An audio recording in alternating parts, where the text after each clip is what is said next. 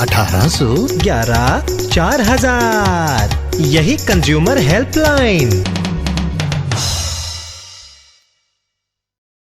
जागो ग्राहक जागो।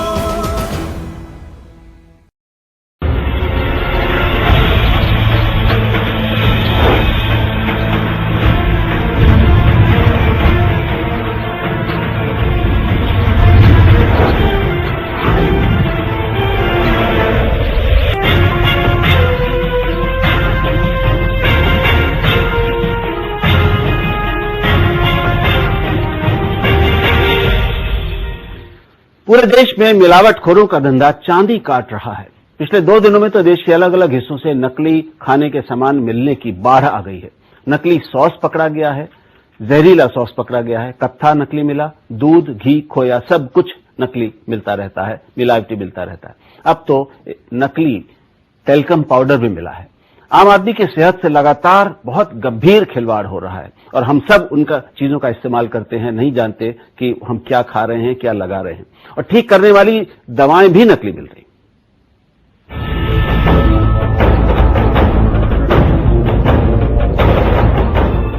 भारत में लोगों की सेहत के साथ खिलवाड़ हो रहा है। एक अनुमान के मुताबिक बीते 10 सालों में खाने पीने के सामान में मिलावट 15% तक बढ़ गई है।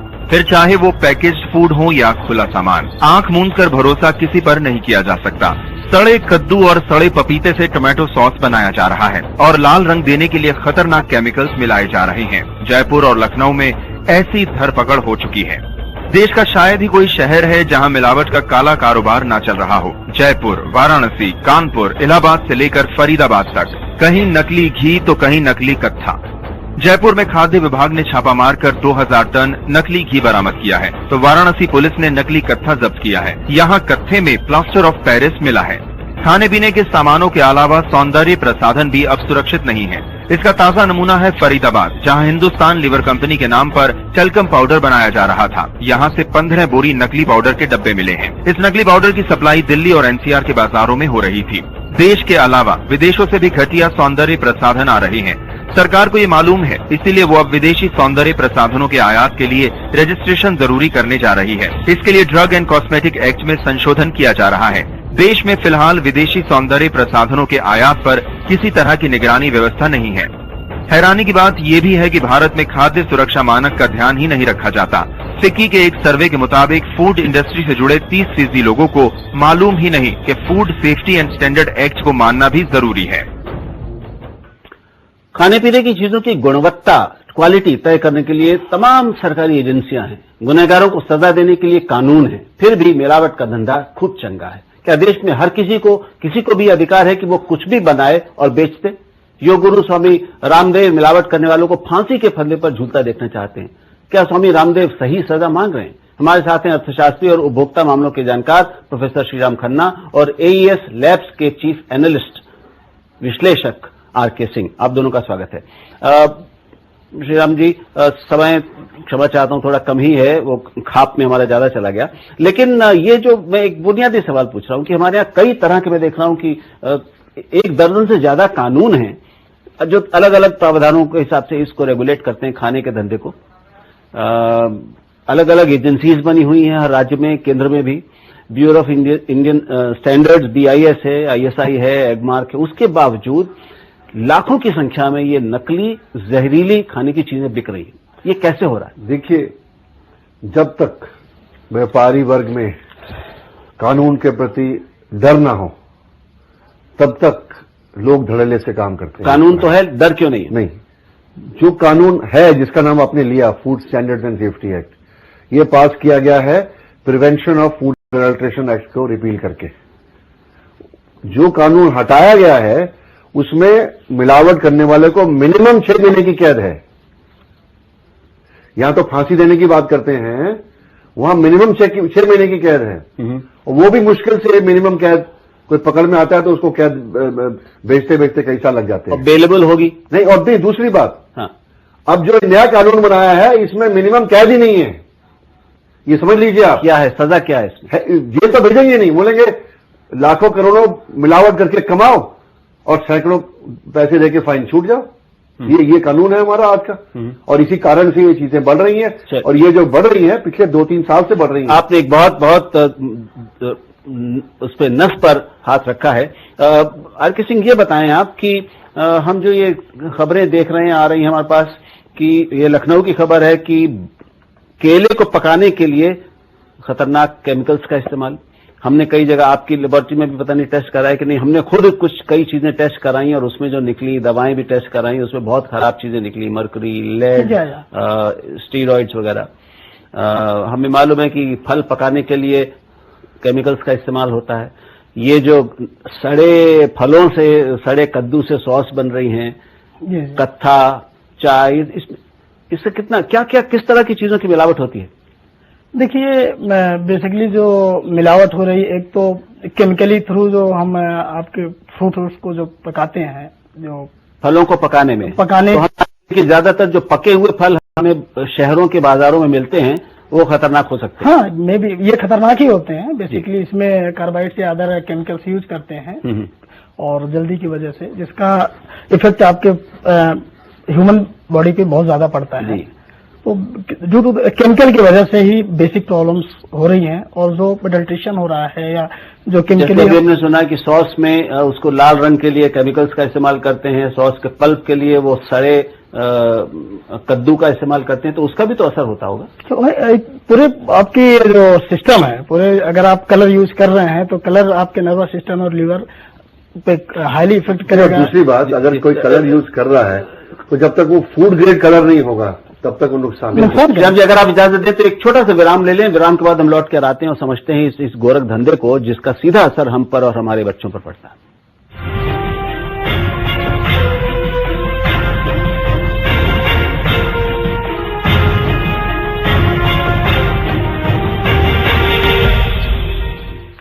श्याम जी, इससे पहले कि आप बात करें, मैं आप सबको, अपने दर्शकों को भी एक बड़ी अच्छी खबर दे दूं। अच्छी इसलिए कि ये बहुत महान खबर है। सबसे अच्छी बात यह हुई कि अभी हाल में 4 जुलाई को हमारे प्रधानमंत्री गए थे कानपुर IIT में, और वहां उन्हें जो खाना दिया गया वो मिलावटी था, एडल्टरेटेड था। तो हम उम्मीद करते हैं, कम से कम मेरी उम्मीद है कि प्रधानमंत्री के स्तर पर उनको ये अंदाज हुआ होगा कि ये समस्या कितनी व्यापक है। अगर प्रधानमंत्री को जो खाना दिया गया उसमें दाल और बाकी जो चीजें थी वो मिलावटी थी, उनमें केमिकल पड़ा हुआ था, और प्रधानमंत्री को वो नहीं दिया गया, उसका टेस्ट हुआ तो पता चला, तो फिर आम आदमी को जो मिल रहा है उसका क्या होगा, और कौन है जो इसको रोकने के लिए काम कर रहा है? श्रीराम जी, मैं आपसे यही सवाल करना चाहता हूं, क्या ये कानून की कमी है या ये मिली भगत है बहुत व्यापक व्यापारियों की और उनकी जो इसको रोकने के लिए पैसा पाते हैं? देखिए, कानून का लचीलापन जो केंद्रीय सरकार ने ला दिया है नए कानून में, एक तरफ तो वो, और दूसरा जो उस कानून के पहरेदार हैं वो और भी लचीले हैं। हर जिले में, हर शहर में फूड सेफ्टी इंस्पेक्टर्स हैं जिनका काम है गली गली जाकर फैक्ट्रियों से, दुकानों से खाने का सामान के सैंपल ले और उसकी जांच करवाएं, और जहां भी कोई कमी पाए उसके खिलाफ कार्रवाई करें।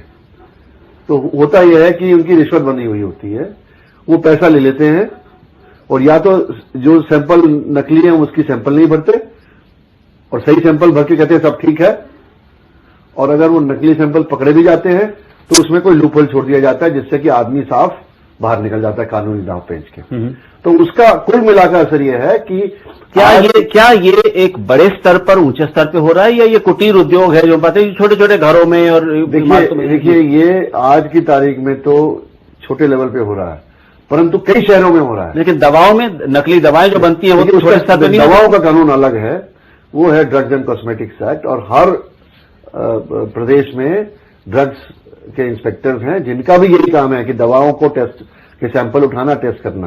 आर.के. सिंह जी, ये बताएं कि अभी हमने देखा कानपुर से एक अब मांग आई है, कानपुर में क्योंकि बहुत ज्यादा मामले अभी पकड़े गए हैं, कानपुर में ये बहुत बड़ा धंधा है, तो वो कह रहे हैं कि भाई हमें कानपुर के लिए एक अलग टेस्टिंग लेबोरेटरी चाहिए, हमें अभी लखनऊ भेजना पड़ता है, वो वहां पे बहुत दबाव है, वो समय पे हमें नहीं बता पाते। क्या हर जिले में एक ऐसी लेबोरेटरी की आज जरूरत है, और क्या वो हो सकती है जहां पर ये सारी चीजों की टेस्टिंग हो? हाँ, आपने बहुत अच्छा क्वेश्चन किया है, और अपने इंडिया में जहां तक है कि वेरी फ्यू लेबोरेटरी, बहुत कम लेबोरेटरियां हैं, और खासकर फूड टेस्टिंग लेबोरेटरी, और इनको यहाँ तो कॉस्मेटिक्स का सवाल है, दवाओं का सवाल है, खाने का हर सवाल है। मतलब हर आइटम की बात अब करते हैं कि जो जिस तरह मिलावटीपन जारी है, तो इससे कम से कम 2 या 3 जिले में एक इस तरह की लेबोरेटरी जो स्टेब्लिश की जाए, और वेल एस्टेब्लिश लेबोरेटरी नहीं, वेल एस्टेब्लिश लेबोरेटरी जो अप्रूव्ड हो और उसकी स्टैंडर्ड हाई हो। अच्छा, ये जो केमिकल्स में हमने सुना है अभी जो टेल्कम पाउडर में वो पॉन्ड्स, मतलब हिंदुस्तान लीवर का जो बहुत बड़ा ब्रांड है पॉन्ड्स टेल्कम पाउडर, वो नकली,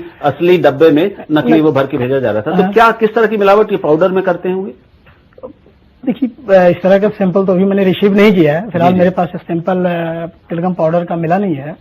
बाकी कोई भी व्हाइट मटेरियल्स में भी यूज, क्योंकि भी मेरे पास इस तरह के सैंपल आए नहीं है, तो मैं ज्यादा। श्रीराम जी, एक आखिरी सवाल ये कि जो मैंने शुरू में पूछा था कि एक BIS है, ब्यूरो ऑफ इंडियन स्टैंडर्ड्स है, ISI है और एगमार्क है, तो शायद खाने की जितनी चीजें हैं उन पर एगमार्क होना चाहिए, है ना? कृषि का उत्पादन है, उस पर एगमार्क है, पर वो ये समझ लीजिए BIS क्या कर रहे हैं? दोनों लोग क्या कर रहे हैं? ये है वॉलंटरी मार्क है, जो चाहेगा वो लेगा, जो नहीं चाहेगा नहीं लेगा। नहीं तो लेकिन ये कंपलसरी क्यों नहीं है? नहीं, कंपलसरी नहीं है इसलिए क्योंकि ये वॉलंटरी है, और कंपलसरी वो है जो कानून से बने हुए हैं मानक, जो फूड स्टैंडर्ड्स बने हुए हैं वो कंपलसरी है। वो कंपलसरी मानकों को इंप्लीमेंट करने के लिए फूड इंस्पेक्टर्स हैं हर जिले में, हर शहर में, और ये कुंभकर्ण की नींद सो रहे हैं या इनकी मिली भगत है।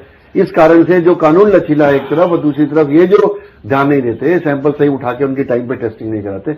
और लेबोरेटरीज की कमी नहीं है, मैं आपको बता दूं, कानपुर में लेबोरेटरी नहीं है तो दूसरे जिले में है, और आज एक दिन के अंदर सैंपल एक जगह से दूसरी जगह पहुंच जाता है।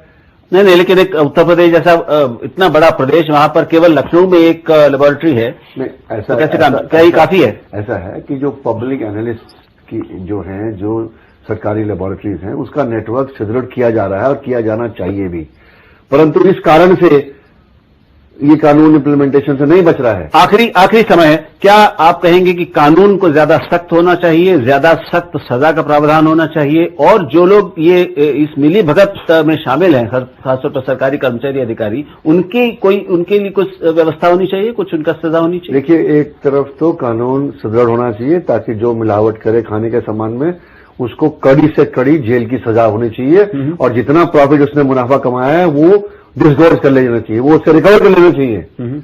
अगर इतना कड़ा नहीं होगा तो देखिए लाखों कमाएंगे और सैकड़ों देकर छूट डर नहीं होगा तो हम सब जिंदगी और सेहत के साथ खिलवाड़ बंद नहीं होगा, और हम अनजाने में कुछ भी जो हमें बाजार में दिखेगा वो हम खरीदते रहेंगे, खाते रहेंगे या लगाते रहेंगे, या वो दवा, उससे बचने के लिए दवा भी लेंगे तो उसमें भी हमें पता नहीं होगा कि वो असली है या नकली है। बहुत बहुत धन्यवाद आर के सिंह आपका, और श्रीराम खन्ना आपका बहुत